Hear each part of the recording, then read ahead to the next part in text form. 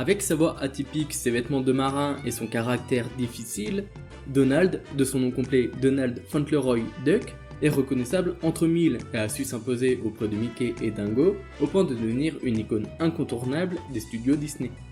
Ce petit canard a su toucher le cœur de nombreuses personnes depuis 1934 et sans plus tarder, apprenons à le connaître un peu plus au travers de 5 anecdotes. Donald Duck in his sailor suit. Quack, quack, quack. Donald Duck, gee, I think he's cute. Aujourd'hui, Donald et Mickey sont radicalement opposés en termes de comportement et de caractère. Mais si je vous dis que Donald est comme un remplaçant du Mickey du début, vous y croyez ? On a pu le voir rapidement dans les extraits proposés dans la vidéo 5 anecdotes sur Mickey. Au départ, la petite souris est loin d'être l'exemple à suivre. Il n'est pas rare de voir Mickey avec des sauts d'humeur, d'avoir des délires bizarres, notamment avec les animaux, ou d'être un forceur avec les femmes, et j'en passe.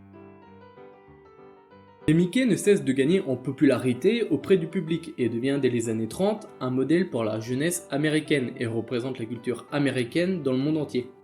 Avec cette forte influence mondiale, Mickey se doit alors d'être irréprochable afin de ne pas scandaliser le public et de tacher l'image de l'Amérique et des studios à la moindre gaffe du personnage. Mickey doit montrer le bon exemple afin que les enfants le prennent comme modèle.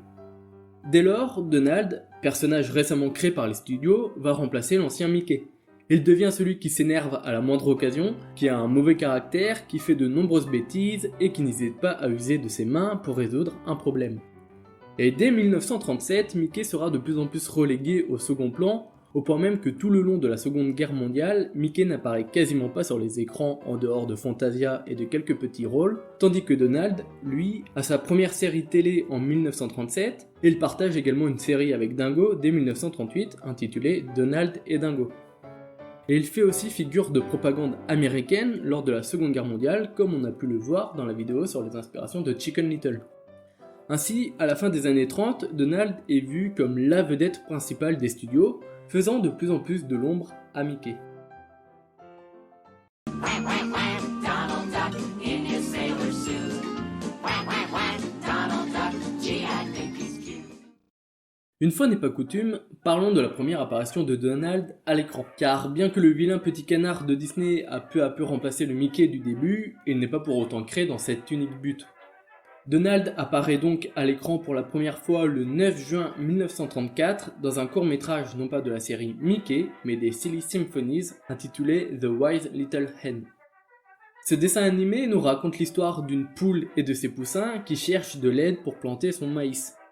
Mais ses voisins Pierre le cochon et Donald Duck font mine d'être malades afin d'éviter la corvée. Lorsque la récolte arrive, pareil, les deux voisins de la poule prétendent être malades. La poule, voyant leur stratagème, va alors les piéger à son tour. C'est la première apparition à l'écran de Donald, et on est loin de le voir comme proche de Mickey ou comme l'oncle de Riri, Fifi et Loulou. Cependant, on peut noter qu'il a déjà son costume de marin et sa voix si emblématique.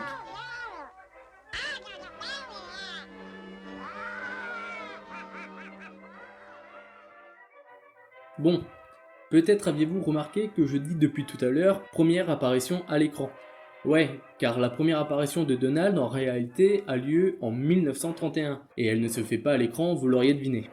Elle se fait dans la série de livres intitulée The Adventures of Mickey Mouse, une série de livres qui présente Mickey Mouse et ses amis, ainsi que leurs aventures à la ferme. Donald est cité dans le premier livre, intitulé Mickey's Who's With Switch and What's What, et il est présenté comme ami de Mickey et de Minnie, et accompagne Caroline the Cow, Clara Cluck, Patricia Pig, Robert Rooster, Long Dog ou encore George et Gertie Goat. Et il ne ressemble en rien au canard qui apparaît en 1934 dans le Silly Symphony. En ce qui concerne sa première apparition à l'écran auprès de Mickey, Donald apparaît dans le court-métrage Le Gala des Orphelins, diffusé pour la première fois le 11 août 1934. Il arbore un style légèrement différent que lors de The Wise Little Hen, et ses traits de caractère iconiques sont déjà là. Alors que Mickey organise un gala pour les orphelins, Donald doit réciter un poème devant le public. Les enfants l'empêchent d'aller jusqu'au bout, ce qui l'énerve.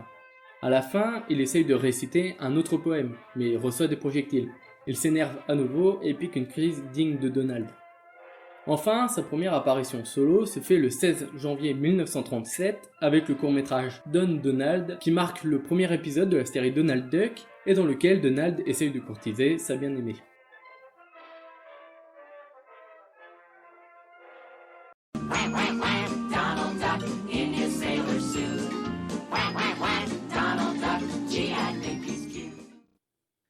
Bon, le schéma de la vidéo va rappeler un peu celle sur Tigrou, mais après avoir évoqué la première apparition de Donald Duck, je pense qu'il est intéressant de se pencher sur un des aspects les plus connus de Donald, sa voix si atypique. Dès le début et jusqu'en 1983, Donald est interprété en VO par Clarence Nash, appelé également Clarence Ducky Nash, en référence justement à ce doublage. C'est lors d'une audition pour doubler des animaux au sein des studios Disney et d'une prise de son pour un cartoon que Walt Disney est subjugué par la voix de Clarence et pense qu'il serait idéal pour un personnage. À la fin de l'année 1933, Clarence Nash est engagé par Disney pour doubler ce nouveau personnage. Il ne reste plus qu'à inventer ce personnage et il s'agira d'un canard avec une tenue de marin et répondant au nom de Donald Duck. Il est plutôt intéressant de noter que Donald fut créé à partir d'une simple voix, là où habituellement la voix est choisie après la création du personnage.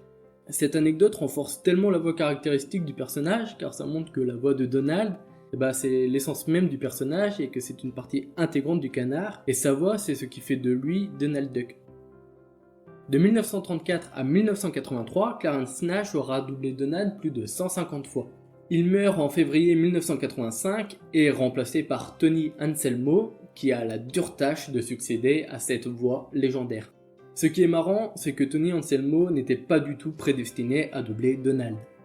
Au départ, Tony est un animateur au sein des studios. Le jeune homme, il a alors 25 ans en 1985, va doubler Donald pour la première fois dans la série animée La Bande à Picsou, diffusée dès 1987, et il est encore aujourd'hui la voix du personnage. And one more thing. Give me a hug. We're here to help you. And you put a family together. En France, Donald a été doublé par plusieurs acteurs. Tout d'abord Jacques Baudouin, le double en 1947 dans le premier doublage du long métrage Coquin de printemps. Shut up! I can't stand it. A noter qu'il y double également Mickey et Jiminy Cricket. Mais les voix emblématiques de Donald en France sont surtout Michel Elias qui le double dans les années 80. Pour info, il double également la caverne aux merveilles dans Aladdin. Et surtout, il est la voix officielle de Pumba. M'appelle Monsieur Porc. Aujourd'hui, depuis les années 90, le doubleur de Donald est Sylvain Caruso.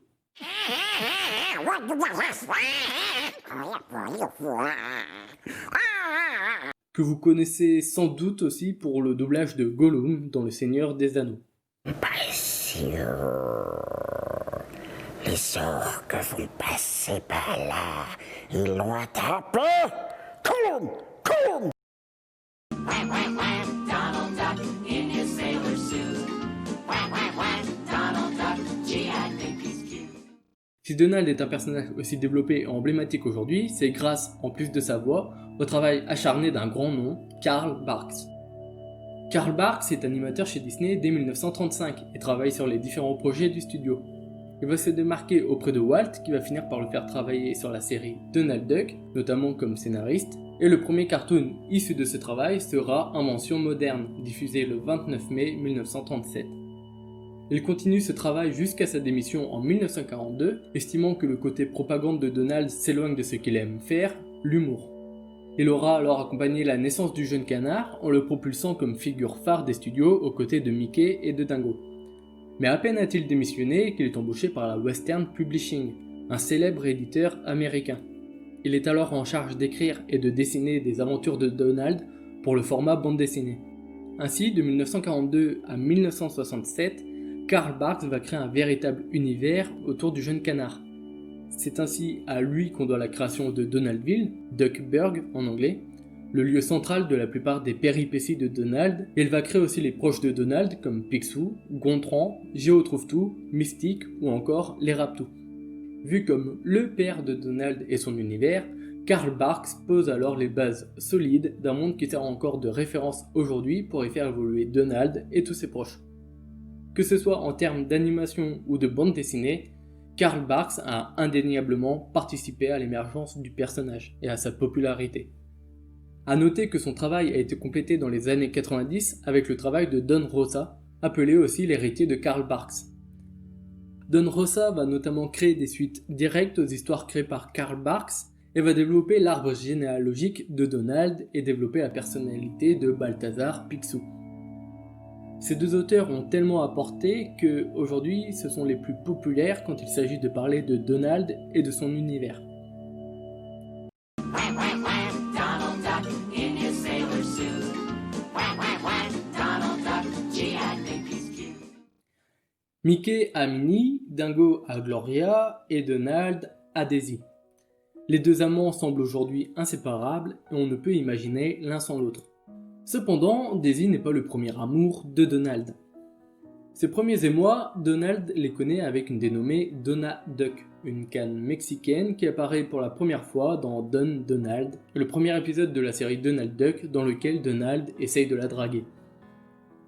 Il faut attendre 1940, soit 3 ans plus tard, pour que le nom de Daisy apparaisse afin de désigner la fiancée de Donald dans le court-métrage L'entreprenant Monsieur Duck. Elle est créée par Carl Barks, malgré le fait qu'il n'ait jamais aimé ce personnage et qu'il en renie même la création. Qu'en est-il alors de Donna ? Elle réapparaît en 1953 sous l'impulsion de Carl Barks, encore lui, dans la bande dessinée Donald Pilou Fasciste. Elle devient la sœur de Daisy et elle a 3 filles, Lily, Zizi et Lulu. Au-delà du nom poétique de la deuxième, ces 3 filles sont donc les nièces de Daisy, comme le sont Riri, Fifi et Loulou pour Donald. A noter également que Riri, Fifi et Loulou sont les fils de la sœur de Donald, Della Duck, qu'elle aurait probablement eu avec le frère de Daisy selon l'arbre généalogique développé par Don Rosa. Daisy aurait alors 6 neveux, Lily, Zizi et Lulu du côté de sa sœur Donna, et Riri, Fifi et Loulou du côté de sa belle-sœur et de son frère. Ouais, les histoires de famille chez les Ducks sont un peu compliquées. Merci d'avoir regardé cette vidéo. Comme pour Mickey, il y a encore pas mal de choses à dire concernant les anecdotes sur Donald, donc n'hésitez pas à me dire si vous voulez un deuxième épisode. Si la vidéo vous a plu, mettez un petit pouce bleu et partagez la vidéo, ça me ferait super plaisir. Abonnez-vous pour ne pas louper mes prochaines sorties. Quant à moi, je vous dis à très vite.